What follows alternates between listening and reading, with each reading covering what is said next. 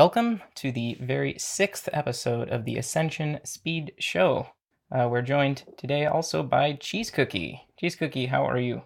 I'm good. Yourself? Ain is not here at the moment, so this is a valuable lesson learned. Have alternative ways of communication. So we shall proceed. We will figure it out. We had mentioned in our announcements channel, we are going to scheduling the show every 3 weeks instead of every two. It gives us a little more time to work up an outline and make sure that way we don't have to keep canceling or delaying the show. Cheese Cookie, we're really happy to have you back with us. Uh, let's talk a bit about how your scripts or servers, some of your bots like CheeseFacts, how are those maintained? What do you need to do on a regular basis, semi-regular basis to keep those things running? Well, cheese facts and cookie bot, those are actually pretty easy. I don't really have to do anything to them at all. Sometimes the server itself is actually going to be updated in like 2 days, not under my control. So it's actually going to knock them down. I forget when. I have to check my email.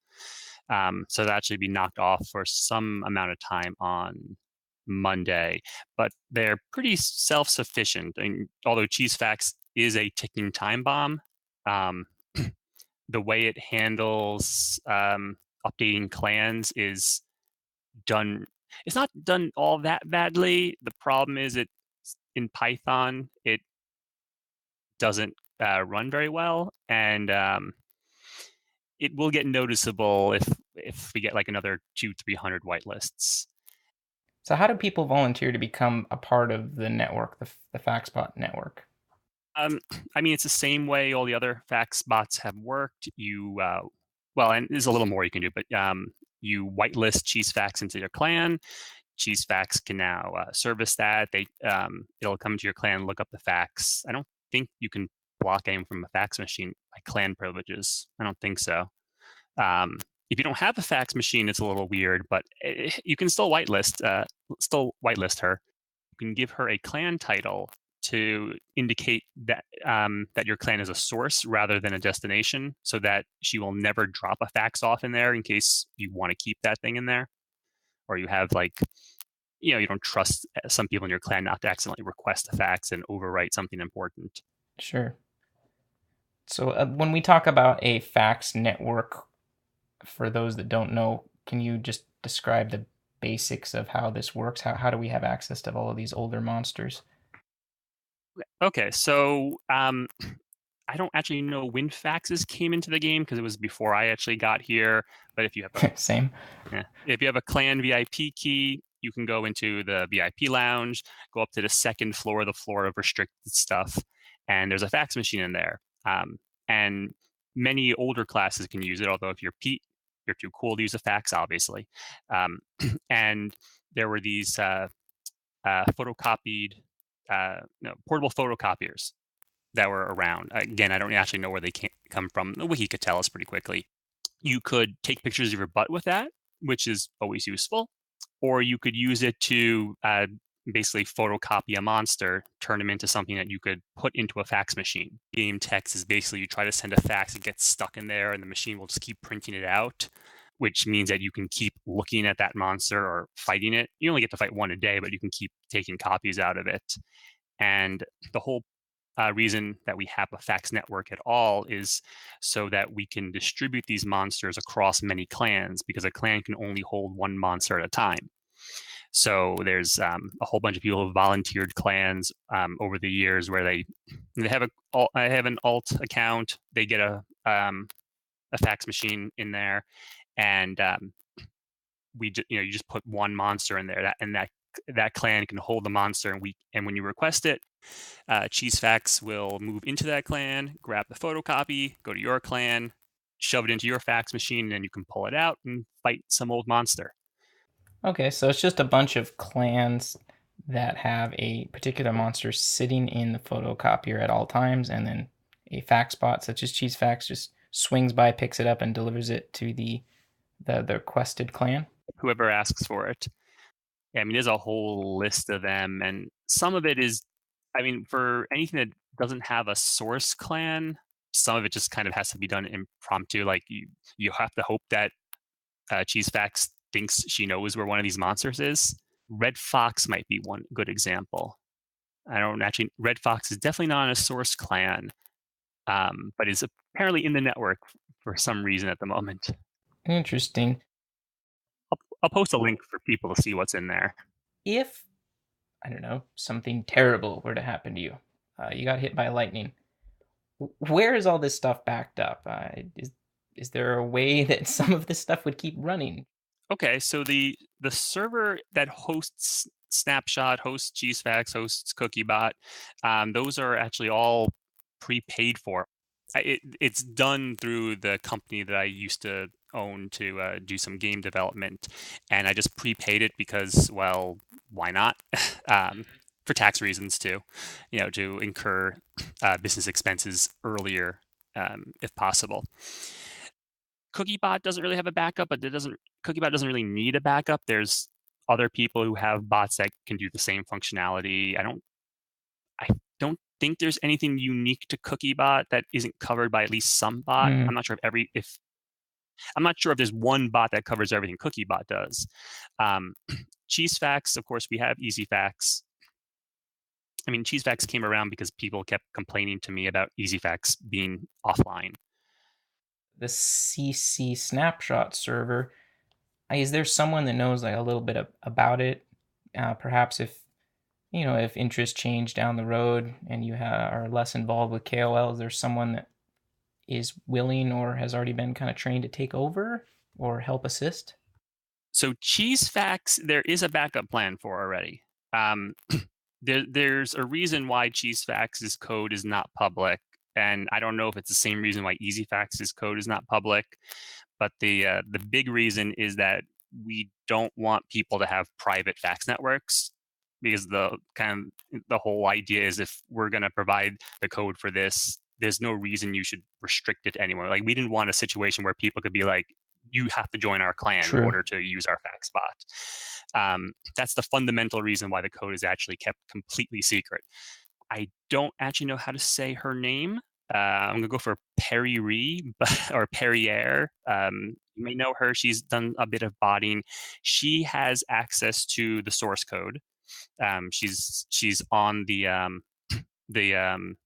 version control setup for Cheesefax. Not that I've updated that much lately. And she actually has the password for Cheesefax. So if something does happen to me in the server, she can rebuild everything except for the custom faxing names. Like, you can fax in like animated nightstand 391, animated nightstand 399, and get those like really old ones. That specific information is not stored anywhere that she can recover. Mm-hmm.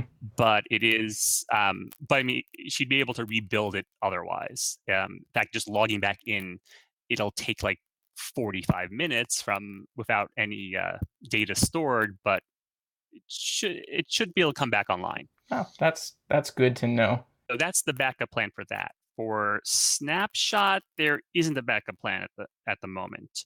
I have been wanting to rewrite. I have rewritten some of that code, so it's not as like disgustingly gross, in a state that I think is easy for anyone to really maintain. But that doesn't mean that I wouldn't probably try to give someone access to it. It's just it's not in a great state for that. I will probably still update Snapshot. I'm just probably not going to do it as frequently. I mean, like a once a month thing is probably fine, unless I end up becoming more involved with the game situation at the moment. I mean, I'm on a break right now. I don't know if that's going to change. You've been playing how long now? 6 years. 6 years? That's a long time, and it's natural for interest to kind of wax and wane, and when something catches your interest again, when that time comes. Not that I did all that much. Mm-hmm. I mean, I just kept scripting hardcore community service. That's all I do all day. Won a PvP contest recently. Could you tell us a little bit about it? Well, I was part of a team that won that. I brought up the minis for the PvP season. I didn't actually bring up who was on my team or anything like that. Well, I mean, I know who's on my team: Skiff and Honus Carbuncle. I didn't bring up the team, the competition stuff. So I think Oh, geez, I shouldn't actually try to guess who sponsored it. Whatever guild Savior is in, or clan, I said guild. Um, so there was a contest, you had to get on the boards. So I will say, at the behest of someone, that there is someone in here who's much more knowledgeable about minis than I am. If you want to have Violet talk at some point about that, but I can give you my very noobish impression of them. I mean, I don't consider myself like an expert at PvP by any means, but I do think it is something that players tend to be a lot more afraid about than they should be. There's very easy ways to do it in a low risk fashion. I mean, in terms of just getting swagger, that's pretty easy. Um, Even my script, I mean, did through scripting for the most part, just getting just basic swagger.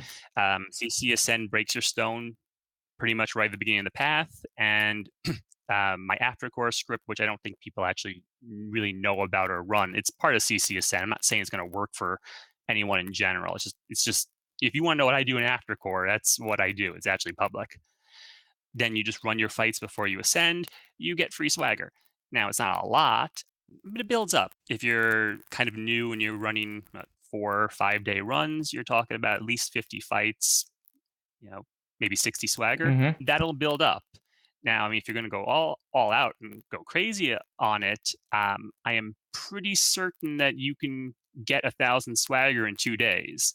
I keep waiting for like a new PvP item to actually try this out at this point. Sure. Well, like you said, that just running hardcore community service, I think I start day 2 with like 60, between 60 and 66 fights. Yeah, it's some good amount. And then you said the person more knowledgeable on the minis themselves, what that was Violet. Yes, yeah, she was my probably primary competition in that. For competitions, one of the big things that I hear about in PvP is the idea of a lead up run. What is that? You don't necessarily know what the next PvP season is going to be, but we guessed on Pirate, and Pirate it seems to be that time of year anyway. And for my particular lead and run, I went into a Sneaky Pete run. I think the big thing about that is because you can drink a bunch of Kardashians. Although I feel like Honus keeps trying to make me think stomach is important, and I don't really know why. I guess for eating lemons or something. I don't know. I started the Sneaky Pete run right before the season started, and in anticipation of possible pirate season, I did everything but fight my boss. The moment that PvP season it started, and we saw that most murderous, which is defeating most bosses, was a mini, I proceeded just to use my turns and kill all the bosses that I had. And so you end up starting with like 37 or something. Wow, yeah, that's a jump. Yeah, within an hour of season starting, I was already at that amount. So some of the other minis were a little trickier. The Bilge Hunter mini, which is the most drunken Rat Kings defeated. I mistakenly didn't remember that was a mini, so I cleared out my tavern. And you need the tavern for that because you can't get the drunken rats anyway. Got it. Like that one is one. I guess it's probably trickier for hardcore to do if you're in hardcore PvP, but in softcore, I would probably just tell people don't change anything you do normally, just handle it in aftercore. That's when you can easily build up your monster level. You're going to get 4 less rat kings, I guess, but your only competition are the people who are really putting a lot of effort into it. If you just want to make your life a little easier while you're trying to farm swagger without being too serious about it, just make sure you don't have a 0 in any of the minis.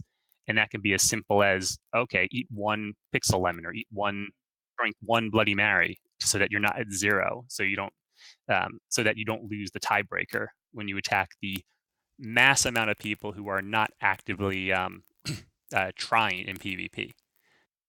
Yeah, it's as simple as that, and you'll get quite a bit of swagger. Why do ascenders care about PvP? Because PvP is totes optimal. All right, how is it optimal? So there's some skill books. Literally optimality. Mm-hmm. So we have what? How to tolerate jerks, which gives you more PvP fights, and then thick-skinned, which is the flat 10 HP, 10 MP. HPMP. So that really helps on level 1 turn 0, because then all your percent-based modifiers, they work harder. Oh yeah, I mean, it definitely improves your starting situation. Numerology, that one's great. That lets you summon in a war hero if you want. You can get the war outfit, of a yellow ray or just really high item drop. You can get 3 fights or 3 adventures from it. Apparently, you can get like 1,400 meat. Let's calculate. Number 14 gives you, I think, 14 moxie weeds, which are auto sold for about 1,400. Yeah. And then you also have calculate the perfume. Oh, yeah, you can get the Knobgoblin perfume. Right. Too. Yeah. It's 100 turns of that. Which is a lot. Mm-hmm. Yep. There's a comment about PvP isn't the greatest unless you have something like a meat golem. I absolutely never use a meat golem. You never lose anything that important. You really don't. You're gonna lose crap. Like, yeah, you might lose something valuable. You're just as likely to get something valuable too. Don't shy away from PvP because you're gonna lose anything valuable. Jick makes like anything of any real value, like no discard or something, and you can't actually get it stolen from you. You don't even have to go through the effort of closeting stuff. I mean, there's scripts out there that'll closet your valuable stuff. Yeah, you could run that. I think one of them's called protection.ash. Closets everything worth over 1,000 meat. I mean, I like the objection poodle skirt. Poodle skirt isn't worth anything. Other PvP things like the picnic basket is like marginally useful. Yeah. Yeah, that I mean, I'm not gonna knock it. The ROM of optimality is like literal optimalness, and I think Pantsless is the only one who has more optimality than I do. Joe and astronaut guy mentioned the calculate beaten up, which could have some niche uses during the tower test, or also if you want to prevent yourself leveling up too quickly. Well, you could also PvP to lose stats to bring yourself down. There's PvP to lose stats, and then there's also it decreases the amount of buffs that you have, except for the important ones like yellow rays. Yeah, I mean, yellow rays aren't as big of a deal these days anyway. Mm-hmm. But if for some reason you had just a couple turns left of some monster level, let's say that you don't want to waste a soft green echo eye drop on. Yeah, Sega or something. Mm-hmm. You can PvP and lose a few fights. Do you only lose the buffs if you lose the fight? You lose them either. No, you lose them either way. You lose them either way. So that can help. Like, I had to do that once because I had some excessive monster level and I wanted to fight a green ops soldier and do a bunch of skill casts on it. And so I PvP'd a few times to drop the monster level to 50 or below. You only lose stats if you lose. So during my streamed, I forget what run I tried to stream, but I got to level 12 and I needed to get down to 11 for my demon summon, and I started PvPing. Then we realized that I would not be able to lose enough stats, so then I had to unlock the knob dispensary and delevel that way, which is still an option if you need to delevel. That was your G Lover run. Okay, I didn't remember. Why can you PvP in G Lover? I don't get it. There's no G in that. Very nice. So PvP, it has some uses aside from the skills that you can earn, like numerology and thick-skinned, but also has some marginal uses for fiddling around with those buffs. If we want to talk about like balancing minis and stuff, I'm not sure if Violet would have more input on that than I would. She's done it competitively a lot longer than I have. Violet, yeah, we will try have you on in the future. I mean, I guess I'll kind of give my input on the balancing act at least. If you're trying to maximize fights, there are a lot of ways to get extra fights that did not exist years ago. There's like the meteorite aid, there's Jerk's health, there's the purple beast strength. Many ways like to get fights these days. So it's finish up your run, break your stone, get all your fights, or break your stone early. Don't worry about it. But get all your fights, run them. There is gear that is specifically good for getting more fights every day. Your clan, you don't get extra adventures while you're in run, but I believe you still get extra fights from any clan furnishings. So you may not want to stay in a clan, at least over during rollover, when you can get more fights from being in a different clan. I did not know that worked during running. That's interesting. Pretty sure it does. All right, well, thanks for the overview on PvP. I'm sure we'll talk about the mini balancing at a later date.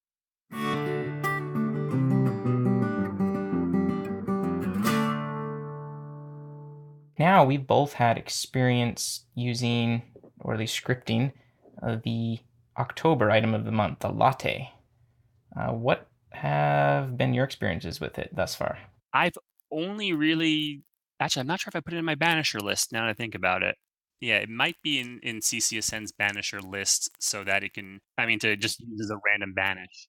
So CCSN only really uses the latte, as far as I know, because I don't remember how everything works in that script anymore. It uses in hardcore community service. It's another banisher. Basically, the beginning hardcore community service stuff is almost 0 turns now, if not 0 turns. I'm not even sure anymore.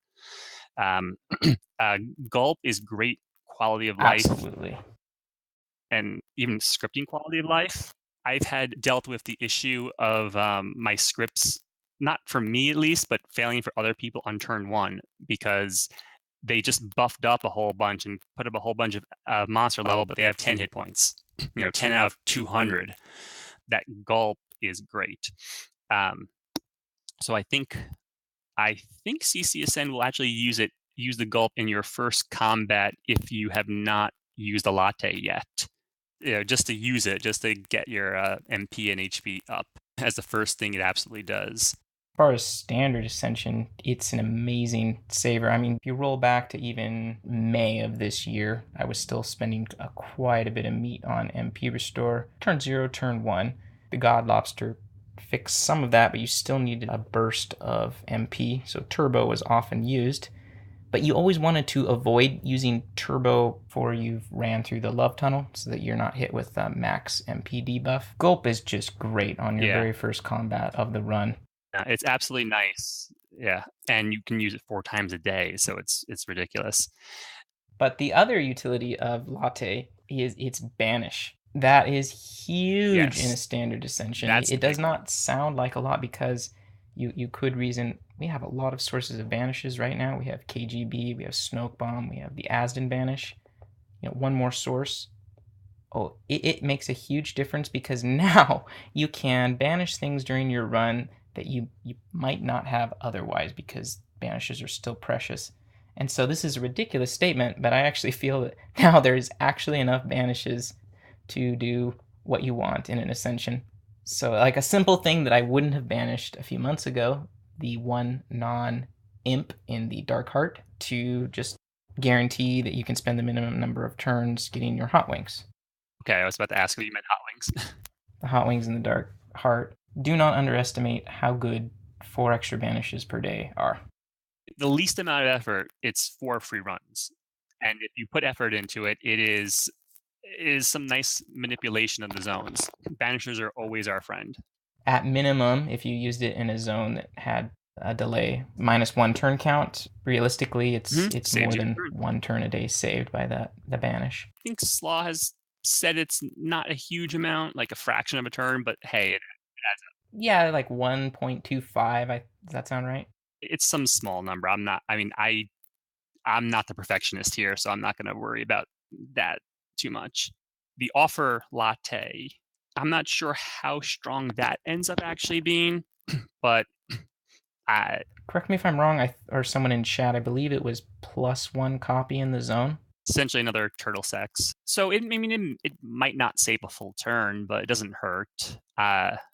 It probably helps farming if you're doing that kind of thing. Why not? If you have the option to use turtle sex, offer the latte, and olfaction, why not? It doesn't cost you anything other than having it equipped for that turn. That's what I do in hardcore community service.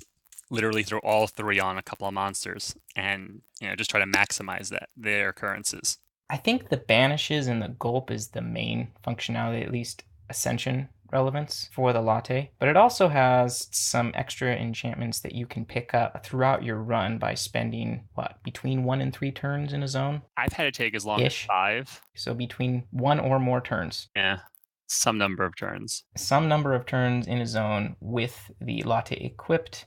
Free run banishes count.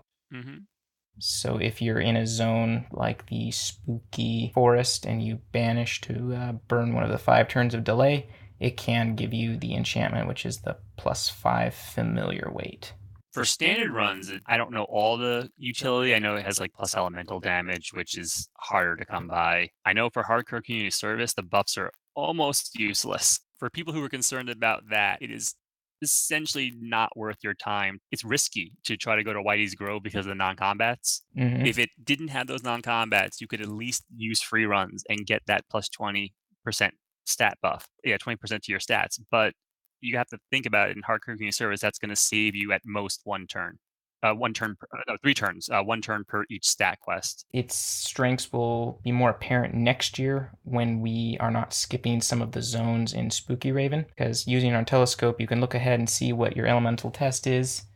For instance, the billiard room, which we currently do not venture in 2018, has a +25 cold, which will help because we lose Bend Hell, which doubles your elemental damage, and also the Frigid Derringer from the Proto Pack. Oh, we're losing Ghostbusters? I think that's a 2016 item. Jeez. Okay. There's Enos. Can we unmute him? Okay, and he's not going to forget to hit record. I am incredibly confused. Oh yeah, I knew there was something wrong. We were missing. Oh my god! People can't see the chat, which Yes. makes it so much funnier. Did I miss the time zones? Okay, he's at least already recorded this. Welcome aboard, sir. We knew something was missing. Incredibly confused. So, I thought, is it not daylight saving time in America? Not yet. It will be in what, 7 hours? 8 hours? 3, 4, 5 hours. Okay, it depends on where you're at, but yeah, it's true. But if you're not in my time zone, you're in my time zone now. Right. So we've not time traveled yet. So yeah. My time traveling was a preemptive time traveling. You went the wrong way then. Oh, right. Well, we were worried you started the podcast about us. I mean, I was like, taking my time, making myself a drink, and then I come on, and then I'm like, oh wait, there's 30 people in the podcast channel, and question marks from Lyft in private message. So yeah, we need a backup plan just in case something like this happens again. But we'll talk about that later. We have talked about PvP and partway through discussion of latte. So let's finish up latte and then circle around maybe for some of those announcements. Okay, excellent. All right. The next zone was the plus combat in the dark heart of the woods. So that is useful for finding your ninja snowman assassin. And I think that's basically it. Is there any other offhand plus combat? I feel like it's the only one I know of. I mean, I appreciate that quite a bit. I haven't done a standard run since, but more plus combat makes me happy for dealing with those few cases we really want it. We have so much minus combat. And more relevant next year will be the library in Spooky Raven, because that will give us a -5% combat rate, which will be more useful next year because we're skipping that zone currently, but we'll be losing some sources of minus combat next year due to Floundry going out. Yeah, true. That's a big one. That's 10.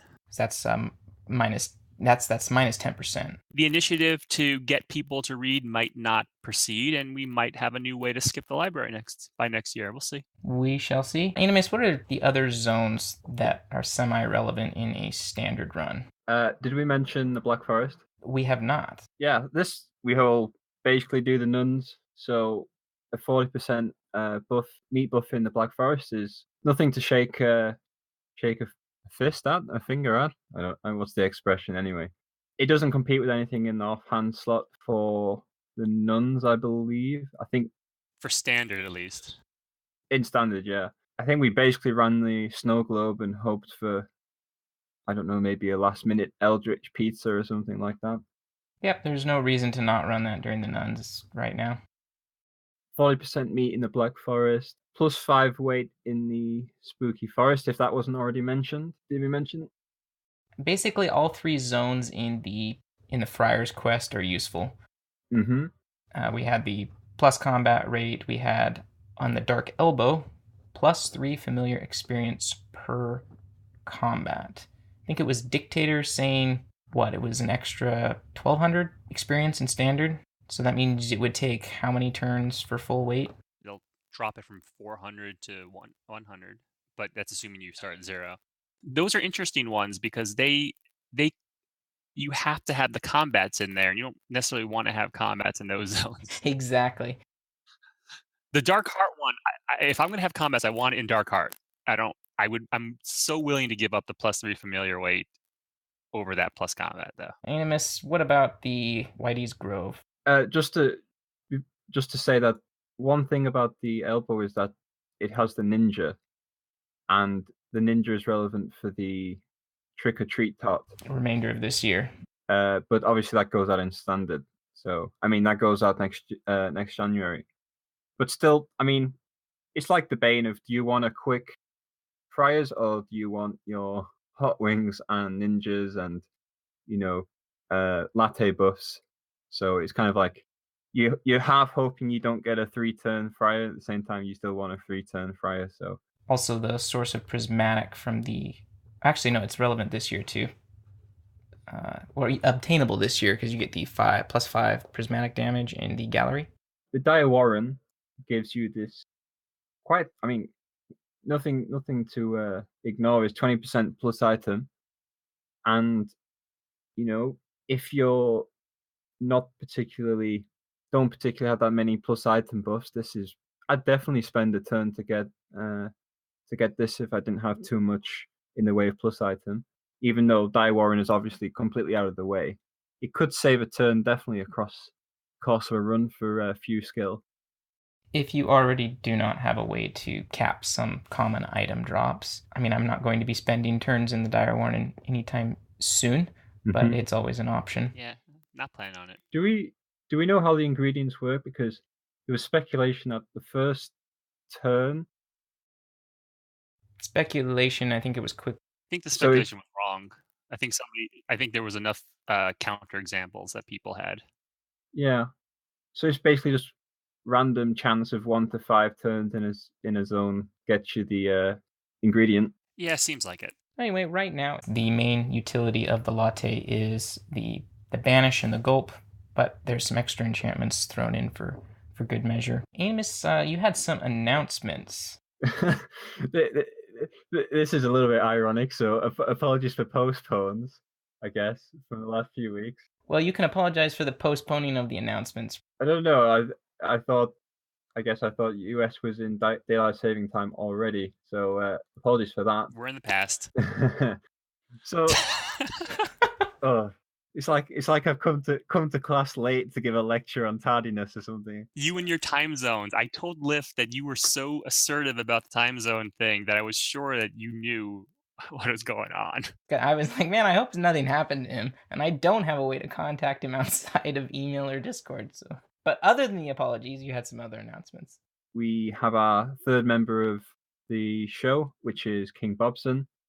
If you don't know who Bobson is, basically anything that's spaded in the kingdom within like the last, I don't know, 3 or 4 years is definitely probably King Bobson related in some kind of way. Very, very knowledgeable player, and we're excited to have him on board to behind the scenes to help us with content. Number 2 is the reincarnation of Iron Bob, which is the Ascension Speed Show's multi, I guess. Has just gotten Transcendent Olfaction, which means that's why we're announcing this now. So after I obtain a few more relevant things for Ascension, I'm going to be doing 0 skill, 0 item of the month hardcore streams. So expect kind of planning spreadsheets, planning guides, general guides for people with not absolutely every shiny under the sun. And also a learning experience for me because having lots and lots of shinies, you can sometimes become kind of disillusioned with what can and can't be done under normal. Chat rightly points out we can't really call it 0 skill because you do have olfaction now. 0 perm. 0 non-automatic perms. How about that?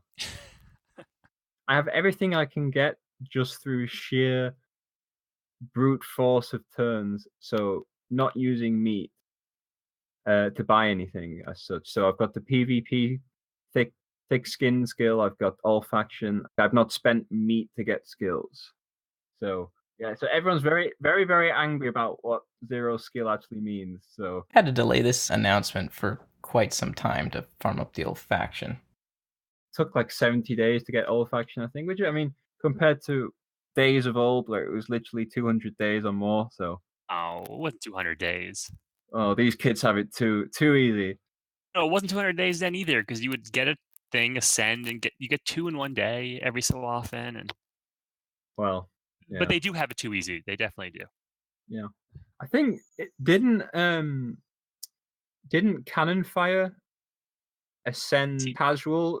Yes, he did. Was it like 90 times in a day Something like that. to get olfaction in a day or something like that? Yeah, I think Slaw mentioned that when we had him on. Yeah, one of the many. Hey, we learned some stuff about the battlefield. We did. So we learned how battlefield monsters work. Probably won't go into much detail here, but the too long didn't read of it is that green ops soldiers don't occur from the very start of the war, and the available monsters in the war changes over the course of the war. So if you want to learn more about that, you can check out the Spading channel in the Discord, the Reddit post, or I think it's also in useful information, and if it's not, I'll add it there later. So yeah, check that out because it is useful and it's still being spaded in fact. So, oh yeah, and I also stream my turn 0 of a Disguises the Limit run, and I made a mistake live, so you can check out how I deal with mistakes. You can flame me for that. You can you suck noob and other kind of comments. So you make a highlight of it, because that's what I did when the somersaulter nerf got me. I highlighted it for fun, so everyone can see my shame. We can clip it, and we can forever be my shame. I basically couldn't kill the Witch S King because he had a terrible mask, and then I swapped it to another terrible mask because I didn't prepare a bad mask. So yeah, I screwed myself even harder. So there you go. Yeah, and then that's it for announcements. So yeah, we can take us into the next topic list. We are going to be talking about monster level sources, specifically the ones that will not leave standard, that we'll call evergreen. Monster level and or stats. So the big question, Cheese, is why do we bother to run monster level at all as opposed to just plus main stat buffs like the one from the fortune teller? Monster level usually gives us a bit more, although it makes our life a bit harder.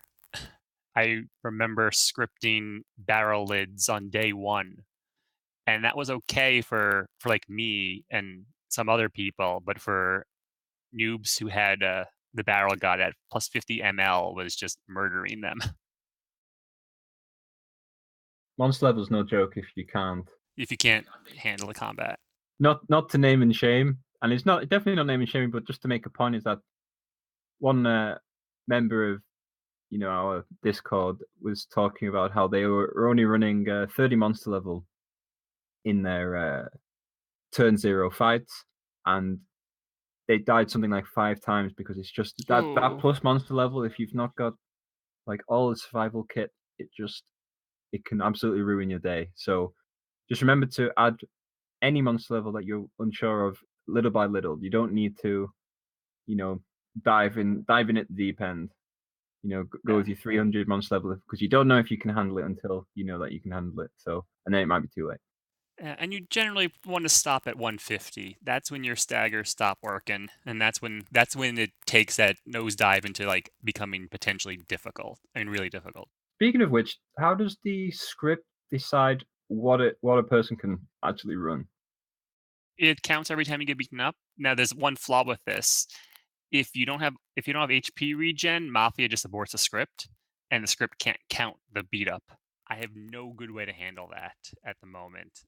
So you can actually tell CC Ascend how many times you've been beaten up. You just give it a big number. It'll scale back. I mean, if you give it a big enough number, like past 10, it'll just like take off your ML. but it actually tries to scale it down a little bit. I do not remember the logic behind it at all, but that was happening to me when I was scripting the Skies is the Limit runs, because I was getting beaten up randomly through, like Tiki Mask? No, the Hockey Mask. Like that would occasionally get beaten up, and I noticed at one point, I'm like, oh, I'm on day 2 of a softcore run, and my monster level without the wars going on is at 0. Like, huh?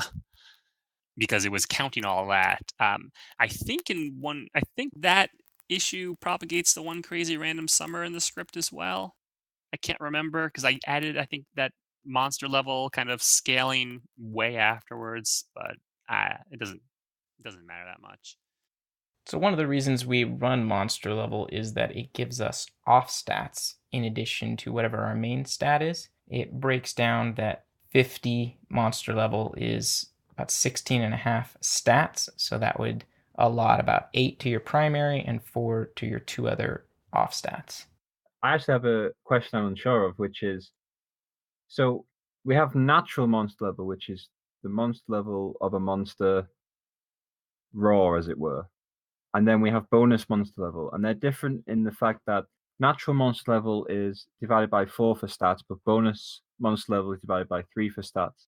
So a monster with 80 monster level will yield 20 stats if it's natural, and then plus another 30 monster level will yield 10 extra stats. So 30 stats for a monster that's 110 monster level, where 30 of that is bonus. But if we have a scaling monster, does monster level we're not applying through bonus, is our stats, does that count as bonus or does it count as raw? I assume raw because that makes sense, but that's what I would guess, because it's not, I mean, well, yeah, Bobson's kind of agreeing with that, but that's its natural state, and then you add on to it with your extra ML just to go all out.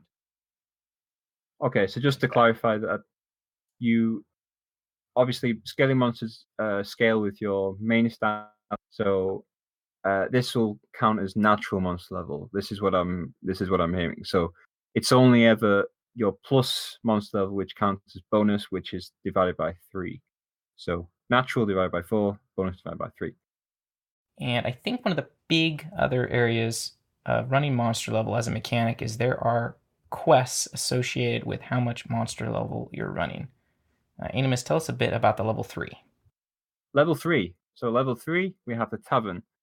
And in the tavern, you have an increased chance of getting the drunken rat king, sorry. Which the reason we want those is because they give a tangle of rat tails, because tangle of rat tails, you use those on the tomb rats and you get a tomb rat king.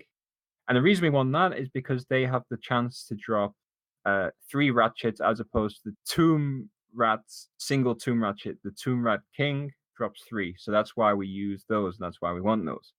However, the odds of encountering a drunken rat king in a tavern is actually monster level divided by 300. So that means at 300 monster level, you can cap the appearance of rat kings. 300 is no easy feat. It's just about possible. It depends on what class you're playing.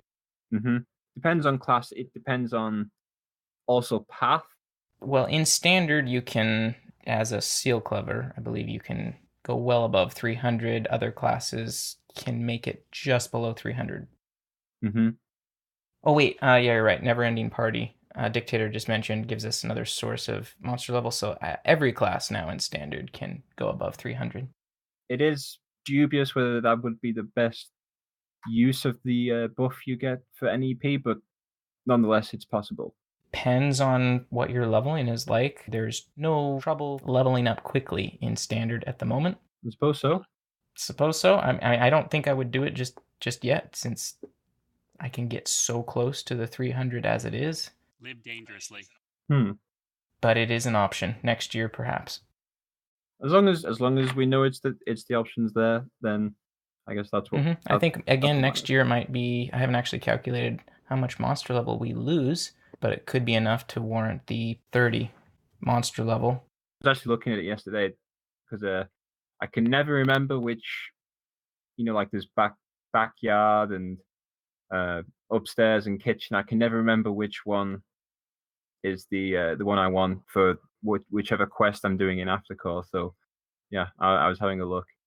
Anyway, so this means that we want 3 tangles. Why do we want 3 tangles? Because you're guaranteed to get a wheel in the upper chamber on turn 3.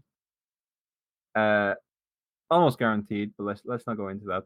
So almost definitely guaranteed a wheel in the upper chamber before we unlock the middle chamber, and then 3 tangles gets us the extra 9 ratchets, and then we can do whatever we want with the other 7 turns of delay in the middle chamber. I think it's 10 total.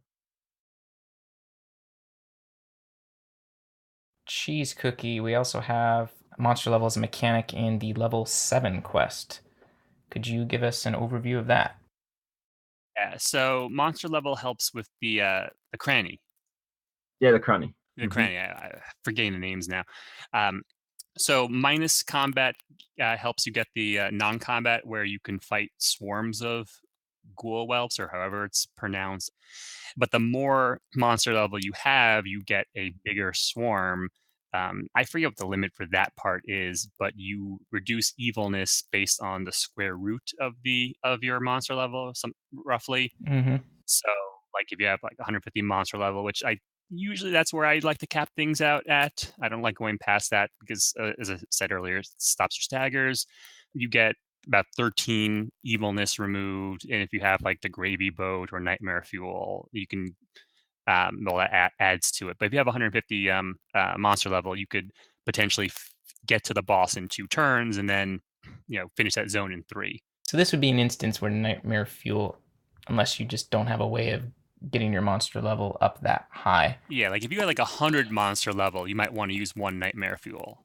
Yes, and you can get up with just evergreen sources. You can get about 80 monster level, but we'll talk more about that breakdown later. Unimus, anything to add before we move on to the level 9? I'm just reading chat. So 150 monster level, which is like, it's not the cap, but the soft cap you kind of want to run, because then, so 150 monster level is 12.3 beeps per whelp killed. It's mostly that since it's a square root, there's no way to solely on monster level alone push your ML that high to finish the preamble to the boss in 1 turn. So since it's going to be a 2-turn minimum, you want about 150 monster level. What would the threshold be without? Does it round up? Does 12.3 round up to 13? I think it's rounded up randomly. Oh, it rounds randomly. We want 13 squared to guarantee in 2 turns from just whelps alone, right? You would need something like 600 monster level to do a 1-turn finish, approximately. But in 2 turns. But 2 turns, yeah, 13. But in 2 turns, you want about 150. The guarantee it, he's saying. Guarantee would be 169, right? 13 squared. Yeah. Sounds good. So during the level 9 quest, what do we have as far as monster level mechanics there? Depending on how much monster level you run, you get different monsters in the oil peak, that is. The one that we want is the one that's at 100 monster level, which is the oil cartel. Now, the oil cartel allows, if you kill 5 of the oil cartels, it's enough pressure drop. I think that's the canon of the zone, but yeah, pressure. I don't think I've actually read the content of that quest, because when it came out, like when the revamp of level 9 came out, everyone was so annoyed at how long the bridge took. Oh my gosh. Yeah. Everyone was really salty about that. Still salty now, I'm sure. Yeah. But anywho, it allows you to finish that zone in 5 turns, so 5 oil cartels. I think that I honestly don't know the other thresholds because I've never not run 100 monster level there. I think it's 60 for the next relevant one. Oh, so the oil, is it oil baron? Baron, yeah. Oil baron, so that's only 60 monster level for the threshold. I believe so. So that's like what? Is it 10? Is it 10 barons? Is it double? I am roughly? bringing it up right now. It's 10. 9 with dress pants. Okay. That might be 9 if you use the Aston Martin for because it has that pressure dropping buff too, I think. Oh right, yeah, the one that doesn't do anything for the cartels, but does actually help the other. Yeah. And also, Bobson says, "Don't forget love bugs," but we don't speak of non-standard things here.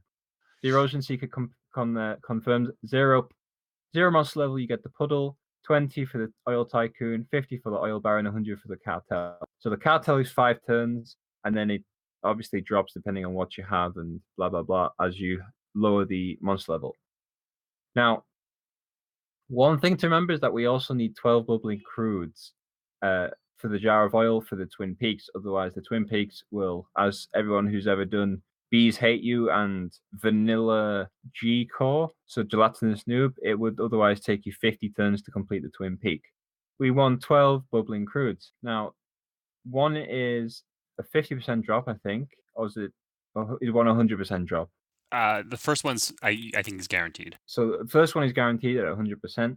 The next one is 30%, so you would need 234% item to cap that one. And then the very last one is 10%. So that 10% one is basically going to be 900%. Yeah, that's your bottleneck. Now, Mm-hmm.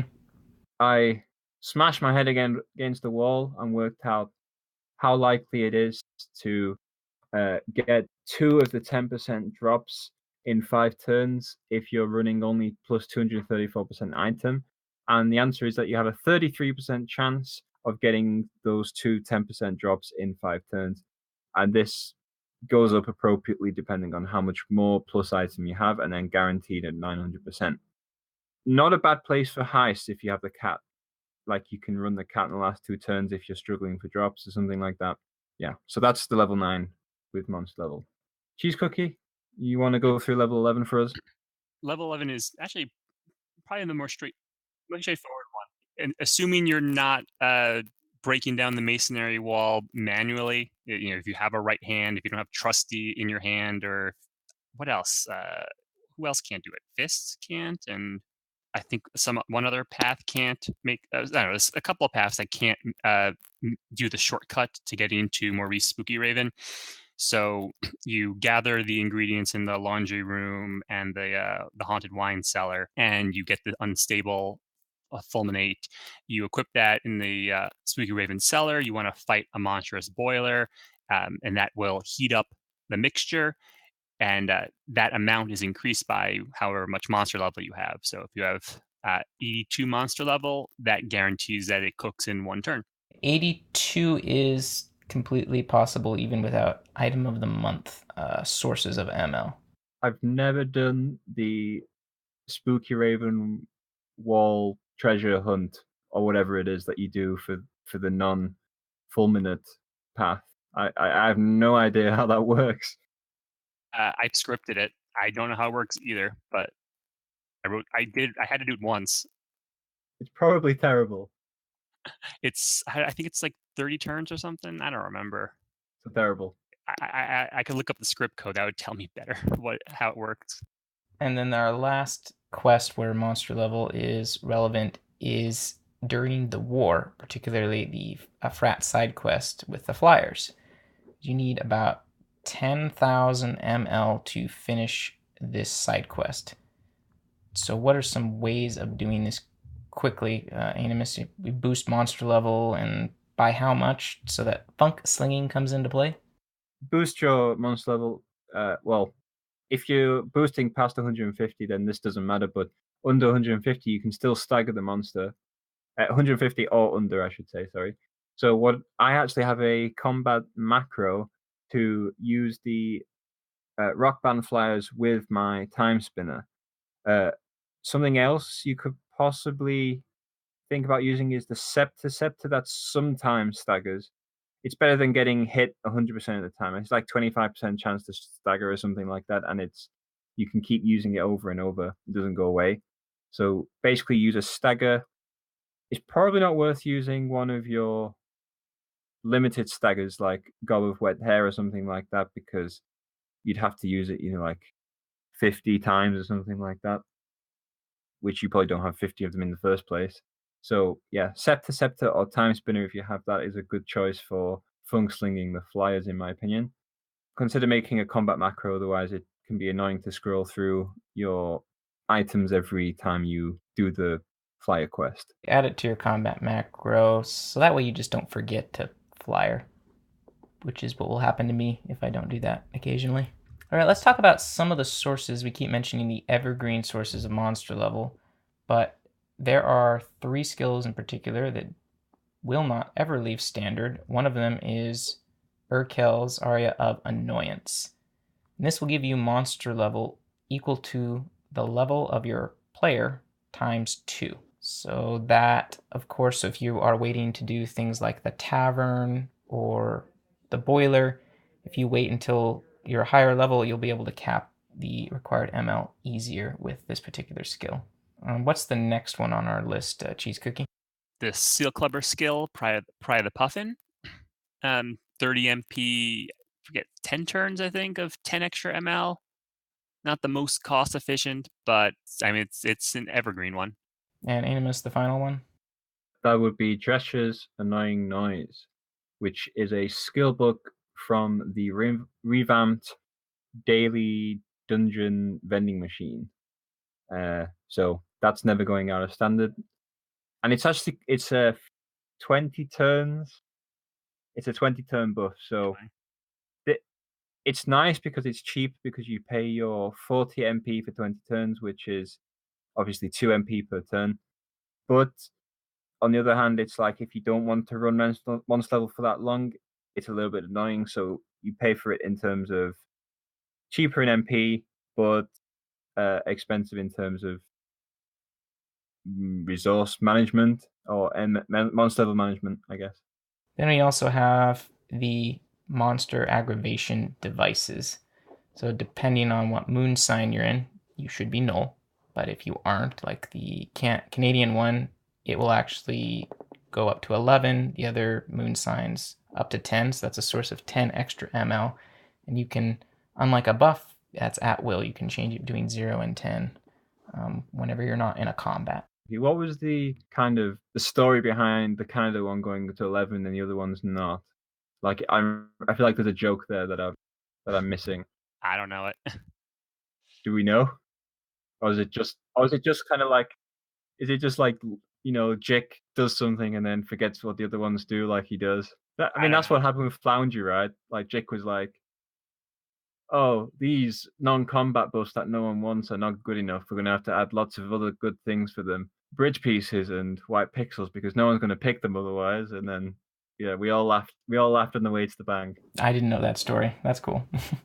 You have to look like, why are those non-combat Floungy items so much better than the plus combat one? And literally, it's because Jick forgot which was the one that people liked in run. So non-combat or plus combat. So yeah. That's why they're so weird. Then there's also the astral item, astral belt, which will give you 20 ML. And then you also have a familiar from the clan VIP room. Will always be on the first floor, like the hot tub, and you have an opportunity to get the purse rat, which gives you monster level based on familiar weight.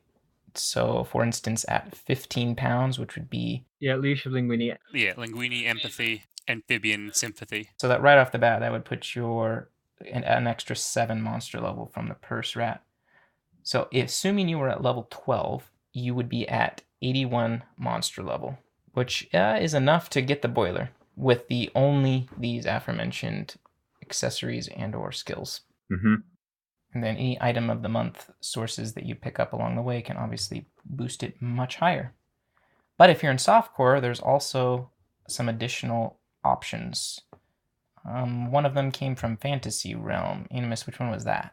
Shield of the Skeleton Lord, which when I was doing early G-Core planning for softcore, obviously, I was thinking about pulling this one, but obviously it doesn't have a G in it. So I ended up pulling something else, and I can't. It was the orc. The Belt of Ogre kind, right? Yeah, right, yeah. So, but I think some people definitely should be pulling this, because it's like plus 50 monster level. It's got a bunch of other nice stats on it. It's a very nice quality quality of life item in general, gives lots of stats. The only downside being the requirement of 50 muscle.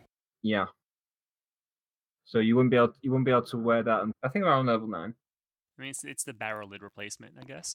Then you also have ultra rare, the hockey stick, which has a little lower requirement, but obviously it's an ultra rare, and that'll give you 30 monster level. I'm surprised it actually has such a high requirement.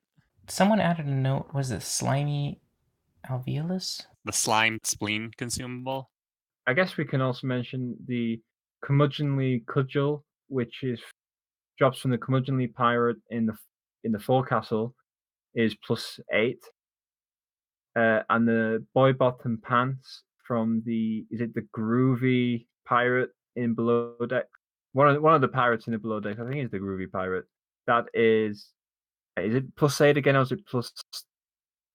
It's like +12 or +8 or something like that. I'm going off the top of my head here. Those are some examples of monster level which just drops from monsters that you encounter in run. And there's a few others. Those are the main ones.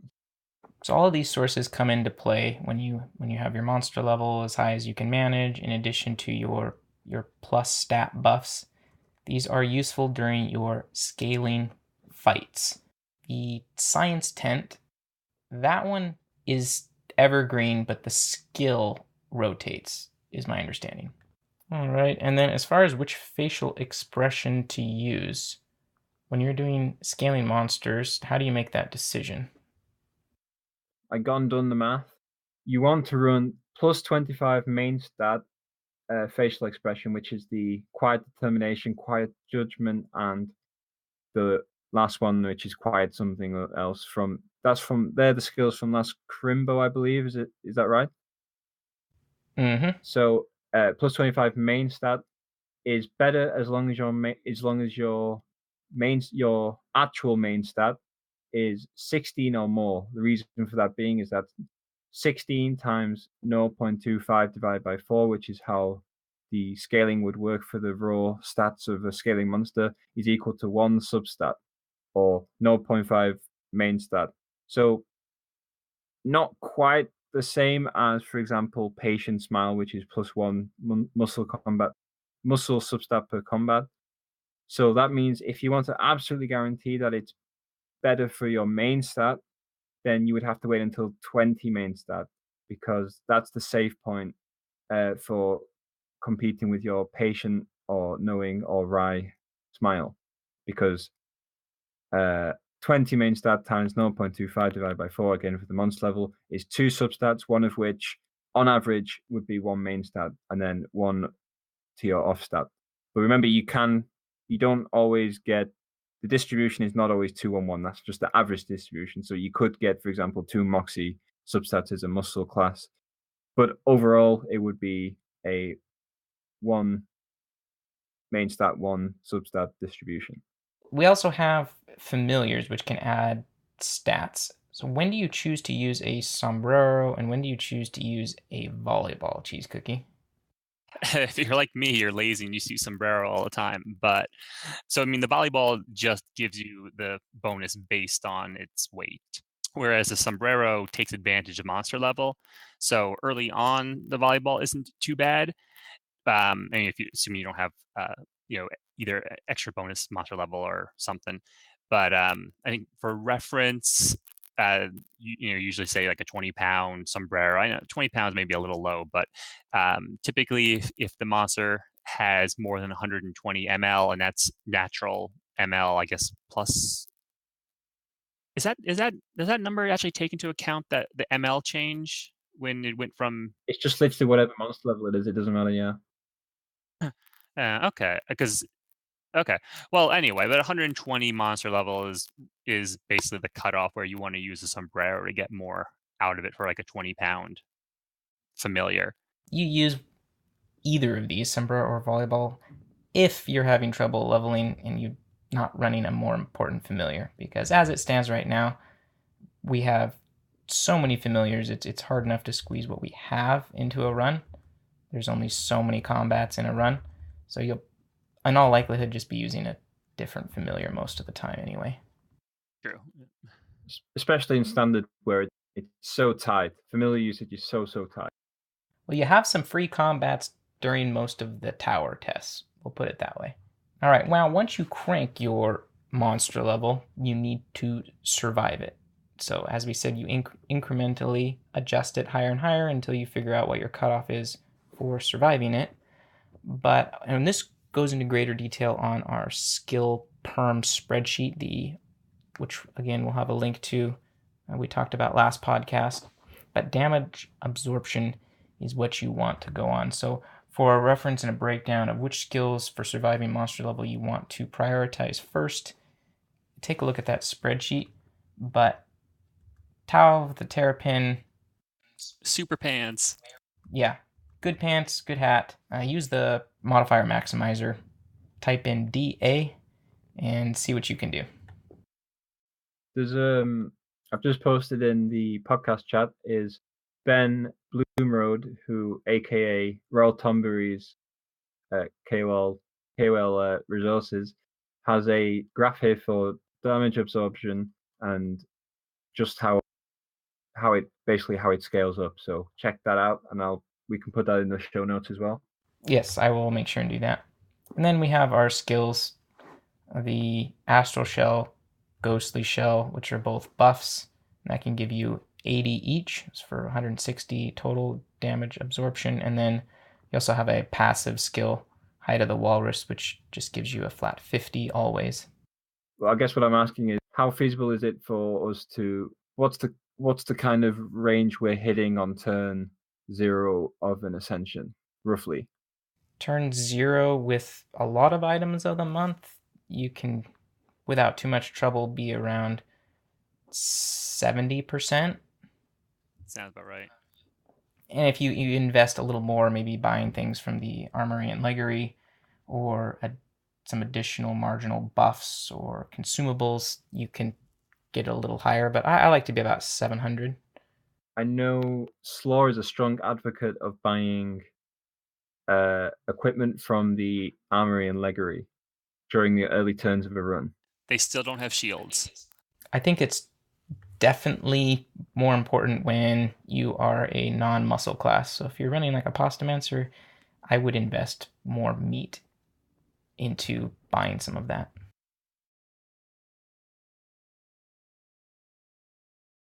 I think that pretty much wraps this portion of the discussion for monster level. As far as these other topics, Animus, I think we should probably push those to the next episode? Sure. How long have we actually been running? Obviously, I may have dropped in a little bit late. Hour and 20 minutes. I think we have a single question we can probably answer before we wrap up. So, Ragnymph asks, are there any monsters you recommend we should fax sooner than later for factoid purposes? And I think I guess there are some monsters that might be faxable that are not wishable, but other than that, the only thing I can think of are like the old astronomer or the old like animated nightstands. I don't think you can wish for those just because of the conflicting names, and those you can fax. But other than that, for factoid purposes, you can do that whenever you want. Yeah, I still need those. Are they on the fax system? Cheesefax has the old nightstands. You have to request. So you can ask Cheesefax. You can ask her for animated nightstand 391, animated nightstand 399, and animated nightstand 407. You have to ask. Yeah, you have to ask for the monster with the monster's ID number in order to get the old one. The old astronomer is astronomer 354. I can't find the fourth nightstand, but it's somewhere in here. This is big news. I'll PM you the links as I posted it in chat earlier. Excellent. Yeah, I didn't know that. That's great to know. So yeah, basically, they're not going anywhere. Your faxes are not going anywhere. So it's not really in terms of what should you fax sooner. It's more like what are the things that you should fax because you can't actually encounter them anymore, / you can't encounter them easily. So I guess I'd go for those first in terms of faxes. Done for this week. I apologize very much for screwing something up in terms of time zones. I'm still not sure what happened, but I'm sure we'll find out later. Okay. We managed somehow. Yeah. There was some rioting. Kudos to you two for taking that in your stride. And yeah, like I said, I was making a cup of tea, chat to my roommate, just taking my sweet time. And then I'm like, I sit down and it's like, oh, so I done goofed. It is fine. We made it through. While we're not going to be announcing winners on air, a big thank you to those that submitted run logs in that specific channel. So either myself or Animus, we're going to be looking through them. We'll also hand out some prizes, but definitely try and give feedback and go over as many run logs as we can. Yeah. Basically, Melanges for everybody who entered. Melange for Ragnim for her question. We have things planned for next year, so we're going to be saving up, as it were, in terms of the big prizes. So that's not to say we won't be giving out big prizes in the future as well, like in the near future. But we're saving up. This is like leaks right now. We're saving up for big things next year. So there won't be a like Mr. Accessory this week, but there'll be Melanges galore. All right. Well, thanks again to all who listened live, and feel free to join us in the Hardcore IRL channel after the podcast. Yeah. Thanks for listening, guys. And thank you, Cheesecookie. Thanks, everyone. Take care. Yes, Cheesecookie, thank you so much for joining us once again. No problem.